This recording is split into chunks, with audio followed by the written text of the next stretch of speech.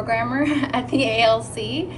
Today we're going to be filming a video on how to dye material or yarn with natural products, pretty much. So today we're going to be doing avocado skins, or using avocado skins and pits to naturally dye some fabric like a pink color, which is kind of weird, but yeah, it ends up dyeing the fabric or yarn like a light pink color, depending on the avocado's actual methods of growth, which is kind of weird. But you can also dye using stuff like carrot tops, eucalyptus. You can use old tea bags, onion skins. There's like tons of stuff you can dye with, blueberries. So I would recommend kind of looking up different things, but there's lots and lots of things that you can naturally dye fabric with.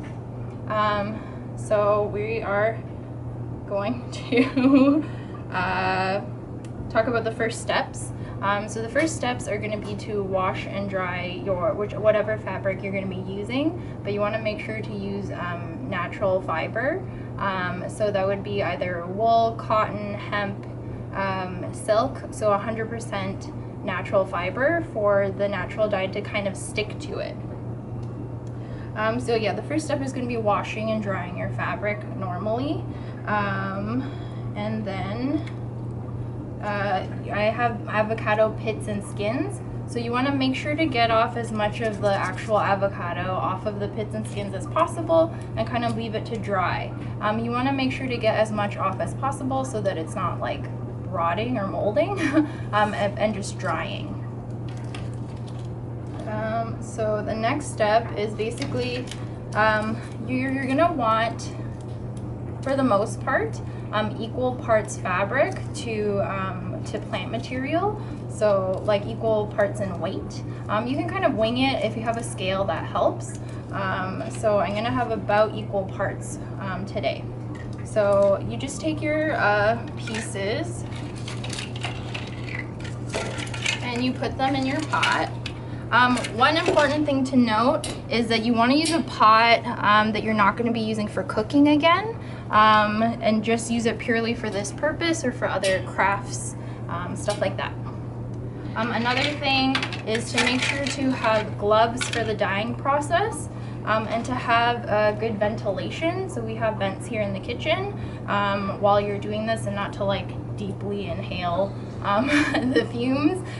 They are all natural products, but sometimes that releases some things that you don't want to like breathe in. So yeah, so put everything in the pot, and you're going to put about like twice the amount of plant material, that amount of water in the pot, or just like kind of enough to cover it, but not tons and tons of water.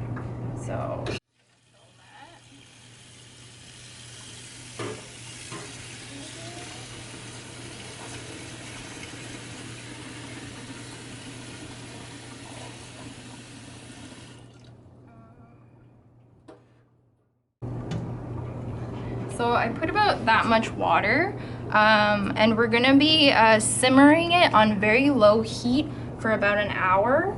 I'm gonna check up on it a couple of times during that hour just to make sure that there's enough water. You can add in more water as it's boiling. So yeah, so we're gonna put this on the stove and simmer it for about an hour on very, very low heat. So I'll bring it over here. I'm gonna turn on our vent.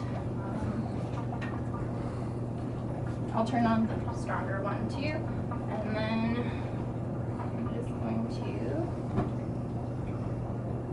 turn that on, and I'm gonna leave it on low for for the hour, and I'll be checking on it and adding a bit of water if it needs a bit of water, and then we'll show the next part, which is dyeing the fabric. Hi. So now we're on to the next step of the dyeing process. So we've simmered the skins and the seeds of the avocado for about an hour on low heat, and I can see that the water or the dye is kind of where I want it to be. So it's kind of, you can tell that it's pretty saturated. And one thing, sorry, that I forgot to mention is to use probably a glass or a stainless steel pot for this. If you use different metals, it might change the color of the dye a little bit, which you might want also. But today we're going to try and get a pink color, so that's why I use a stainless steel pot. So the next thing we're going to be doing is we're going to be straining the liquid or the dye from the pits and the skins. I don't have any cheesecloth, but I'm going to try using this cloth. And I have like a colander here. And I also let this cool a little bit so it's not like super hot to handle. So I am going to put some gloves on just in case.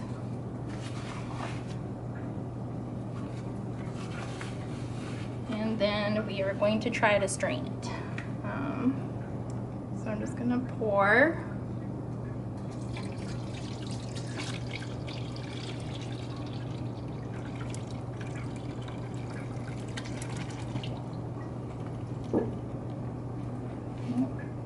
There's still some pits in here. So you want to try to strain out as much material as possible. So that's why I put the cloth. I'm just going to try and squeeze it out.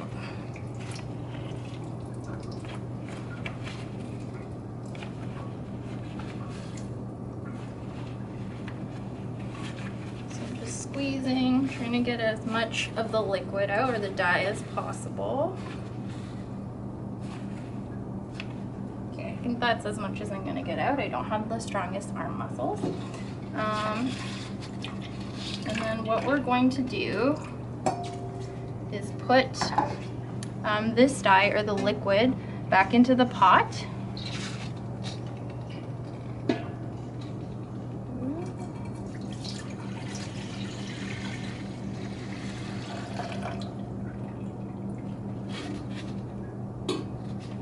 And then we're going to be adding our fabric in. After I put the fabric in, you can add, I'm gonna add a bit more water so that there's enough to cover and it's kind of evenly soaking, and that shouldn't dilute the dye too much. So I'm going to be dyeing these fabrics. So all of this is 100% cotton, it's natural fiber, but I did pre-treat some of it. So with stuff like avocado pits and skins, it will be pretty color fast because of the tannins in the pits and the skins, but for certain natural dyes, it won't be as color fast. So in that case, you would use a mordant. So that can be like salt water or vinegar water that you pre-treat the fabric in to make sure that the color sticks really well. But again, for avocado, skins, and pits, they're pretty color fast, so it should be okay. But just to see the difference in color, as when you use a mordant, it also intensifies how well that it's going to stick to the dye. I did pre-treat these three in a soy milk and water bath. So what you do is you mix about 1 liter of soy milk, ideally unsweetened, with the least amount of additives as possible. Soy milk, so 1 liter, with 5 liters of water. And then I soaked these in there for 12 hours. So you can repeat that process 3 times if you want, but I just did it once. And then I just wrung out the excess and I let it dry. So hopefully these will have a bit more intense color. Again, for different plant materials that you use to dye, you're going to need different mordants if you want to use them. So I would always recommend kind of looking it up. This is a general guide for dyeing, but the mordant part is a bit more specific. So for these ones, they weren't treated in anything, so we're just going to try dyeing it. And then for this t-shirt, I'm going to try to tie-dye it. So I'm actually going to take my gloves off for this part. So I just looked up an easy way to tie-dye. So for this t-shirt, what you're going to do is you're going to fold it kind of as you would like a paper fan or an accordion. So you're just going to go back and forth. So you just fold over and then you fold over the different ways. So I'm going to do that to the entire t-shirt.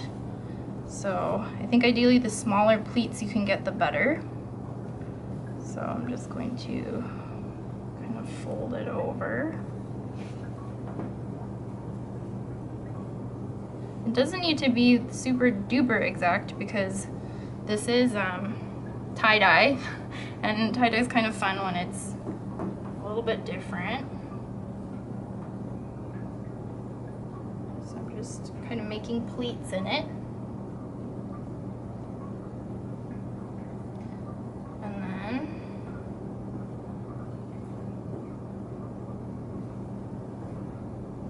so I made all those pleats. So now I have some elastics.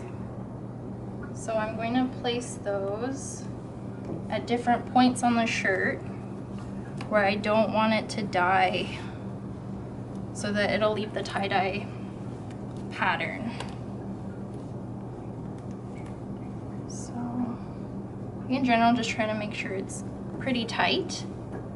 So I'm just gonna go down the length of the shirt.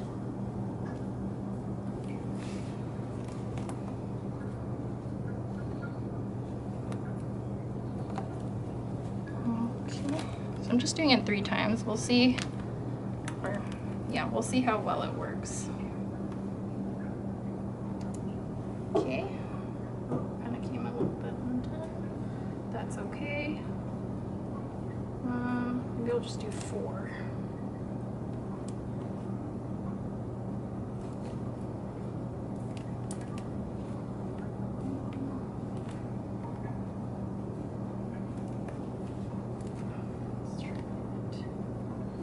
I'm just going to put one more in the middle here.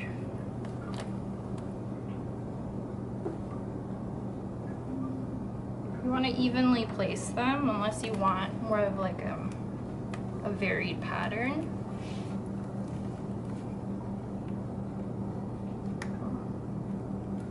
Yeah, for some of these I'm going to make it a bit tighter.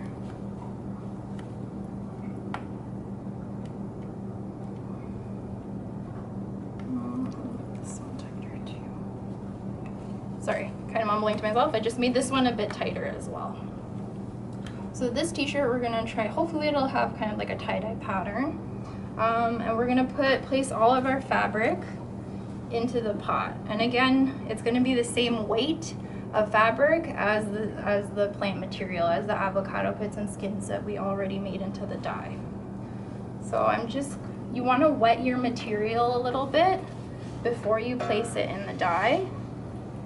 So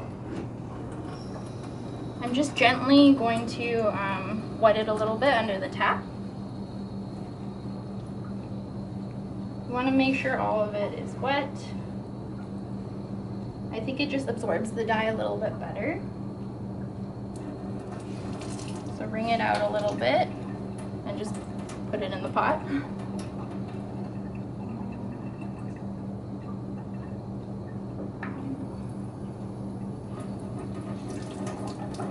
Okay.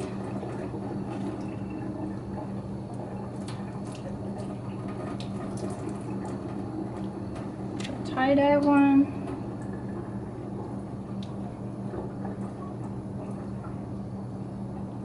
For the tie-dye one, if you wanted to do different colors, you could, and do it using like squeeze bottles like you normally would for tie-dyeing for multiple colors.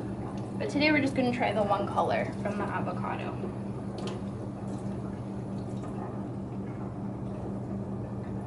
Okay, so everything's in the pot, but you can see that the dye isn't completely covering the fabric. So I am gonna add a bit of water just so that everything is kind of submerged. Oh,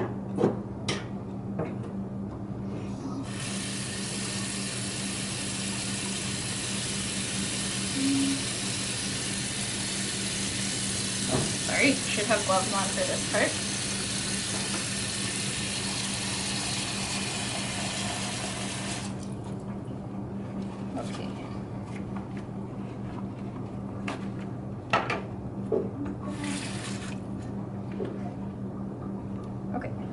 So you can see that everything's kind of submerged, so I would just kind of stir it around a bit to make sure that all of it's mixed really well and all the fabric has kind of absorbed it and is sitting in it properly. So you can already see it's kind of like a kind of like a pinkish brown color. So hopefully by heating it again for about an hour, it'll soak into the fabric pretty well. So yeah, what I'm gonna do is put this back on the stove, and again, we're gonna simmer it for about an hour on low heat, and then we'll check back up on it after. So I'm just gonna put it back on the stove.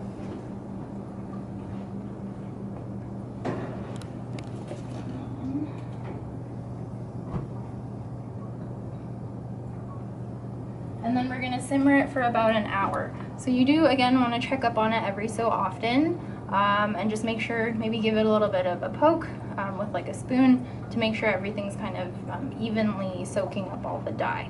So yeah, we're gonna simmer it, and then we'll show you afterwards. Hi, so we're back. So the cloth has been simmering at a very low heat back in the dye for about an hour, and you want to check on it and make sure it's kind of the color that you want it to be, because also when it dries, it's going to be a bit lighter in color than what it's showing in the pot.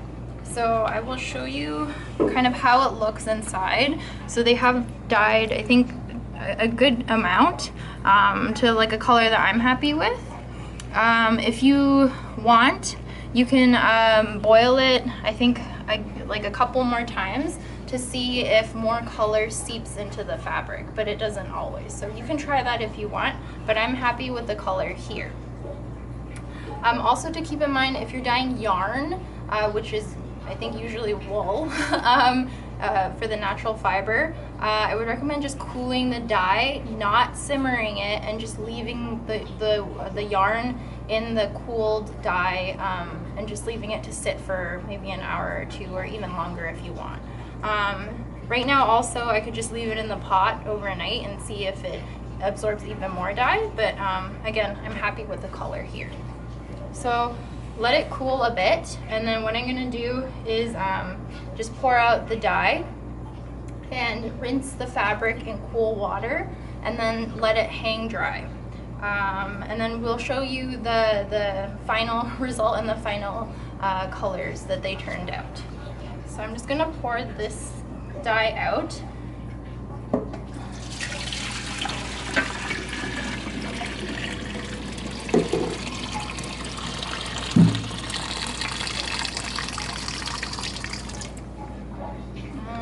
Right now it's a bit hot, so I'm just gonna spoon it into this strainer.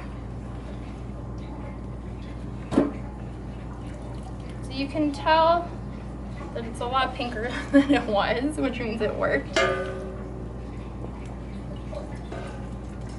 Okay. So what I'm gonna do is to gently rinse it under cold water, just to get some of the excess dye out a little bit.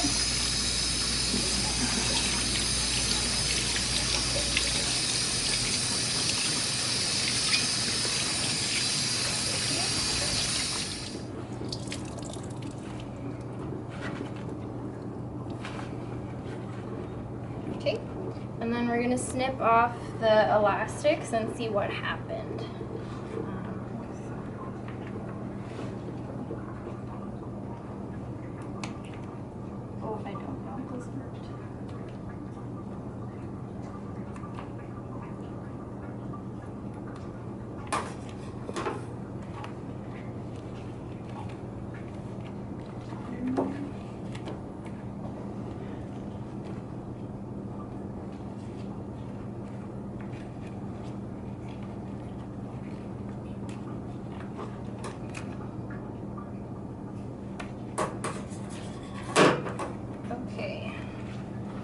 Okay, so it did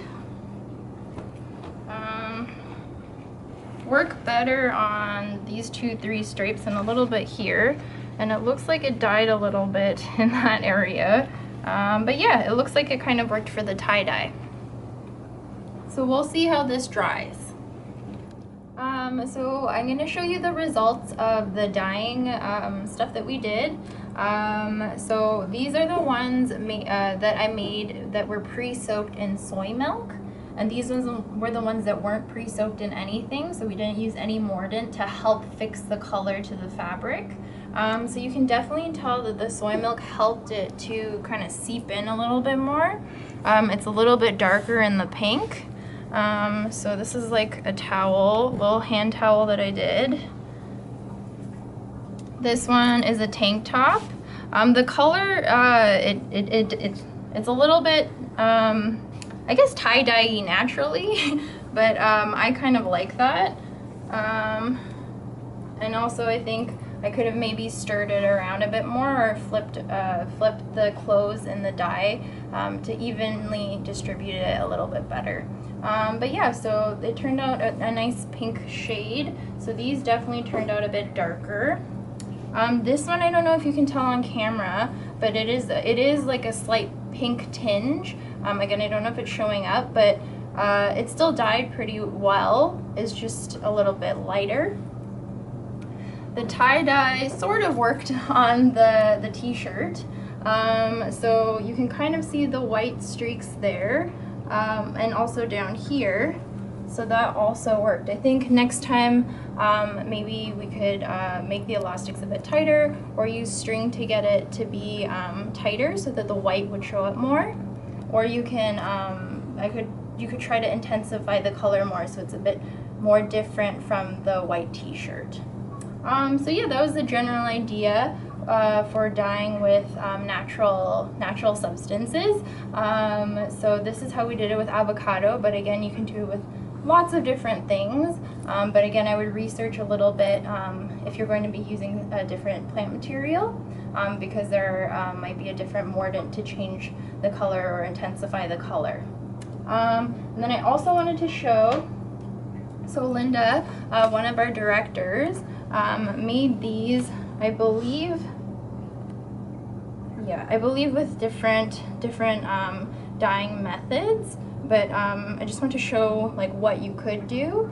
She's obviously very talented. With, I think this was like a weaving, and it was folded a certain way with stitching, and then dyed different colors. So there's this one. This one here, it even says that it was, the mordant was alum, so that's a bit different. So you can see it was kind of folded and then dyed. And then this one as well. So just different designs, different places you can take it. And yeah, I hope you enjoyed the video and try this out yourself. Bye.